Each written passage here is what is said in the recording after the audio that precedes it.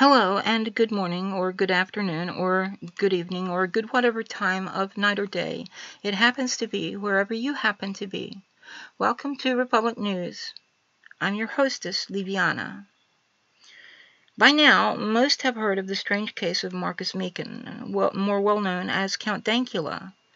I do not therefore feel the need to rehash the story in full, but for those who haven't heard of this, a brief summary is in order. So Dankula is a Scottish man who a couple of years ago had a modest YouTube channel, and around that time he uploaded a video of his girlfriend's pug dog doing a Nazi salute in response to certain phrases such as gas the Jews and other such statements.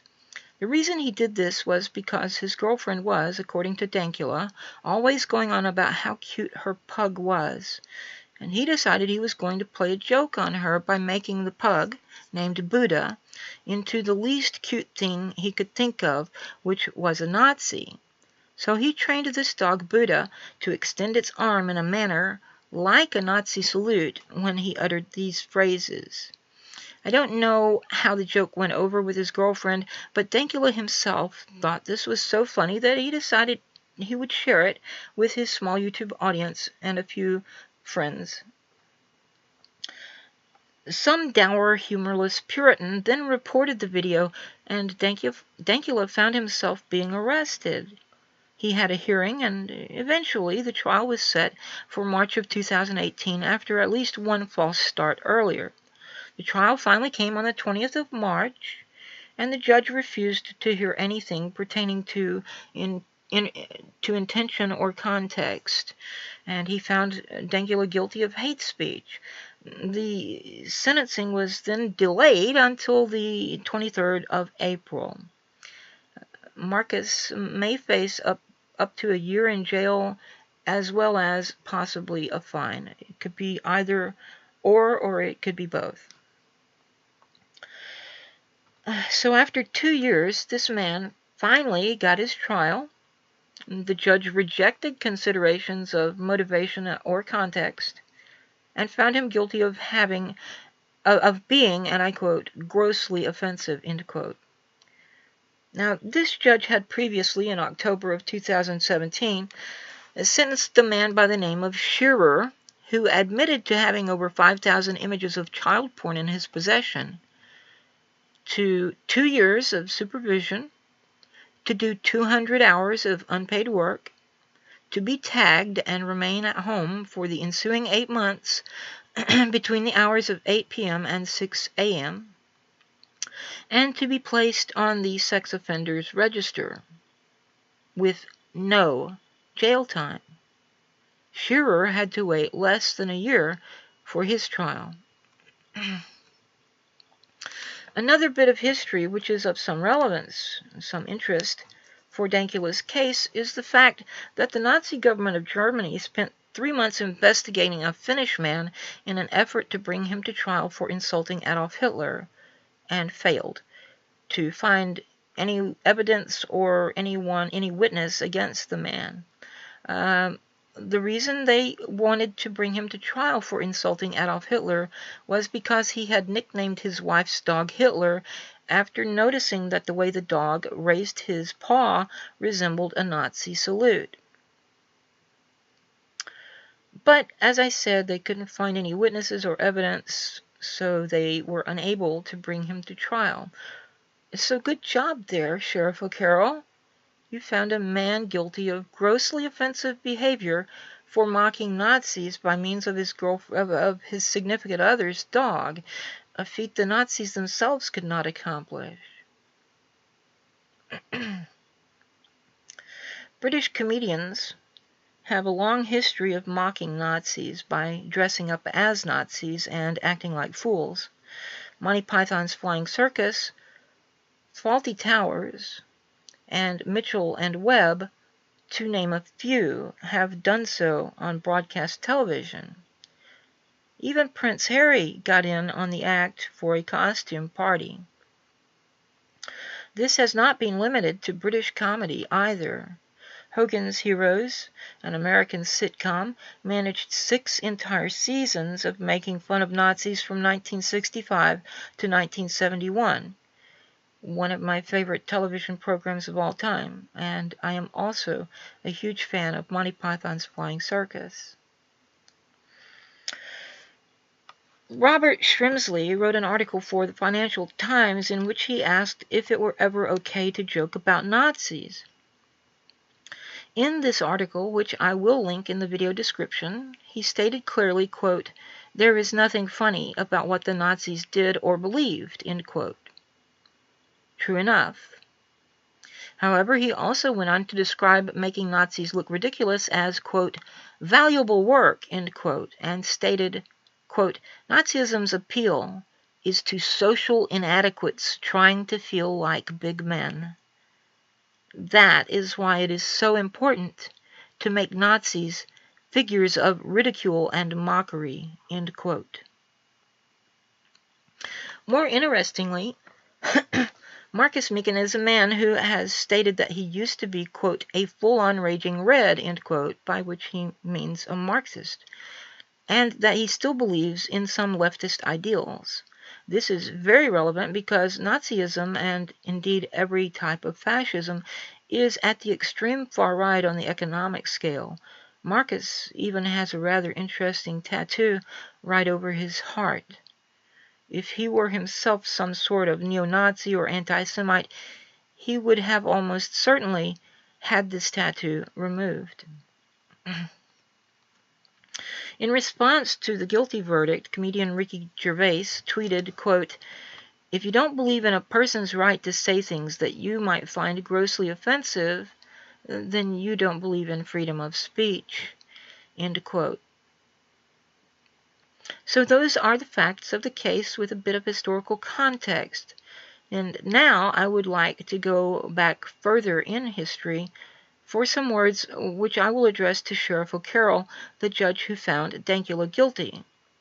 And for the record, my name is Giovanna Lane. My surname comes from Scotland.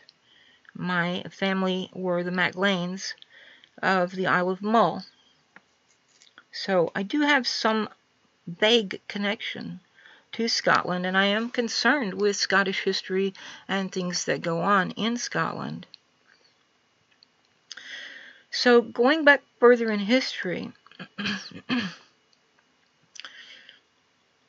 in AD 83 or 84, AD 83 or 84, the Roman governor of Britannia, Gnaeus Julius Agricola, or Gnaeus Julius Agricola, attacked the Caledonii at Mons Graupius. His son-in-law, the historian Publius Cornelius Tacitus, better known to the Anglosphere as Tacitus, recorded the events of this battle and the prelude to it, including an approximation of the speech given by the war leader of the Caledonii, one Calgacus, whom Tacitus or Tacitus called Calgacus. I turn therefore to this work by Tacitus.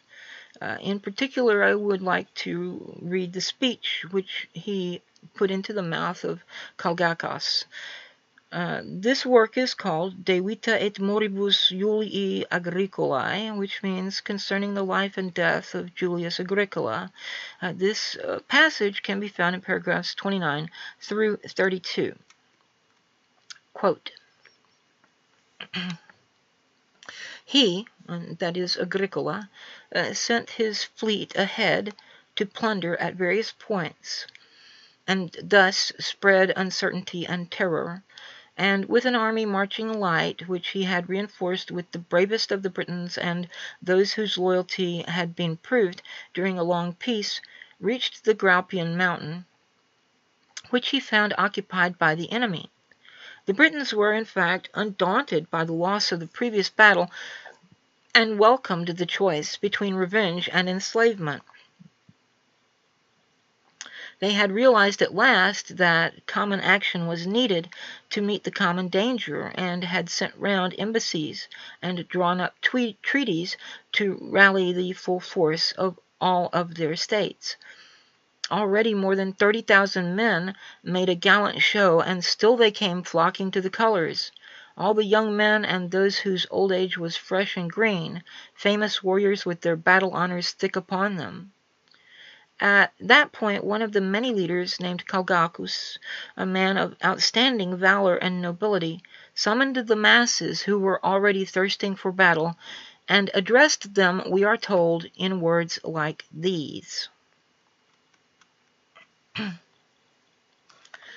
Whenever I consider the origin of this war and the necessities of our position, I have a sure confidence that this day and this union of yours will be the beginning of freedom to the whole of Britain. To all of us, slavery is a thing unknown. There are no lands beyond us, and even the sea is not safe, menaced as we are by a Roman fleet. And thus in war and battle, in which the brave find glory, even the coward will find safety. Former contests, in which with varying fortune the Romans were resisted, still left in us a last hope of succor, inasmuch as, being the most renowned nation of Britain, dwelling in the very heart of the country, and out of sight of the shores of the conquered, we could still keep even our eyes unpolluted by the contagion of slavery. To us who dwell on the uttermost confines of the earth and of freedom, this remote sanctuary of Britain's glory has up to this time been a defense. Now, however, the furthest limits of Britain are thrown open, and the unknown always passes for the marvelous. But there are no tribes beyond us, nothing indeed but waves and rocks, and the yet more terrible Romans, from whose oppression escape is vainly sought by obedience and submission. Robbers of the world, having by their universal plunder exhausted the land, they rifle the deep. If the enemy be rich, they are rapacious. If he be poor, they lust for dominion. Neither the East nor the West has been able to satisfy them. Alone among men they covet with equal eagerness poverty and riches. To robbery, slaughter, plunder, they give the lying name of empire. They make a solitude and call it peace. Nature has willed that every man's children and kindred should be his dearest objects, yet these are torn from us by conscriptions to be slaves elsewhere.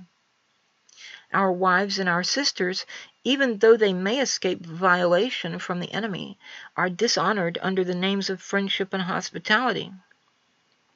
Our goods and fortunes they collect for their tribute, our harvests for their granaries. Our very hands and bodies, under the lash and in the midst of insult, are worn down by the toil of clearing forests and morasses. Creatures born to slavery are sold once and for all, and are moreover fed by their masters, but Britain is daily purchasing, is daily feeding her own enslaved people. And as in a household the last comer among the slaves is always the butt of his companions, so we, in a world long used to slavery as the newest and most contemptible, are marked out for destruction. We have neither fruitful plains, nor mines, nor harbors, for the working of which we may be spared. Valor, too, and high spirit in subjects are offensive to rulers. Besides, remoteness and seclusion, while they give safety, provoke suspicion. Since, then, you cannot hope for quarter, take courage, I beseech you, whether it be safety or renown that you hold most precious. Under a woman's leadership, the Brigantes were able to burn a colony, to storm a camp, and had not success ended in supineness, might have thrown off the yoke. Let us, then, a fresh and unconquered people, never likely to abuse our freedom, show forthwith at the very first onset what heroes Caledonia has in reserve. Do you suppose that the Romans will be as brave in war as they are licentious in peace? To our strifes and discords they owe their fame, and they turn the errors of an enemy to the renown of their own army, an army which, composed as it is of every variety of nations, is held together by success and will be broken up by disaster. These Gauls and Germans, and I blush to say these Britons, who, though they lend their lives to support a stranger's rule, have been its enemies longer than its subjects. You cannot imagine to be bound by fidelity and affection. Fear and terror there certainly are, feeble bonds of attachment. Remove them, and those who have ceased to fear will begin to hate. All the incentives to victory are on our side. The Romans have no wives to kindle their courage, no parents to taunt them with flight. Men have either no country or one far away. Few in number, dismayed by their ignorance, looking around upon a sky, a sea, and forests which are all unfamiliar to them. Hemmed in, as it were, and enmeshed, the gods have delivered them into our hands. Be not frightened by the idle display, by the glitter of gold and silver which can neither protect nor wound. In the very ranks of the enemy we shall find our own forces. Britons will acknowledge their own cause. Gauls will remember their past freedom. The other Germans will abandon them, as but lately did the Usipii. Behind them there is nothing to dread. The forts are ungarrisoned, the colonies in the hands of aged men. What with disloyal subjects and oppressive rulers, the towns are ill-affected and rife with discord. On the one side you have a general and an army, on the other tribute, the mines, and all the other penalties of an enslaved people. Whether you endure these forever or instantly avenge them, this field is to decide. Think, therefore, as you advance to battle, at once of your ancestors and of your posterity." End quote. Scotland, which would probably be better named Pictland at the time, was described as, quote, "the uttermost confines of the earth and of freedom." End quote. So strong was the love of freedom among the Scots that they defied the Pope in the year 1320 with these famous words from the Declaration of Arbroath, quote, "It is in truth not for glory, nor riches, nor honors that we are fighting, but for freedom alone, which no honest man gives up, but with life itself." End quote. Freedom. Scots love it. Sheriff O'Carroll, you should take note and render verdicts accordingly. Marcus Meekin is not guilty of hate speech nor of grossly offensive behavior. Marcus Meekin's conviction should be vacated and the man himself be set at liberty. Sheriff O'Carroll, I call on you to free Count Dankula in the name of freedom for which so many Scots have bled and died.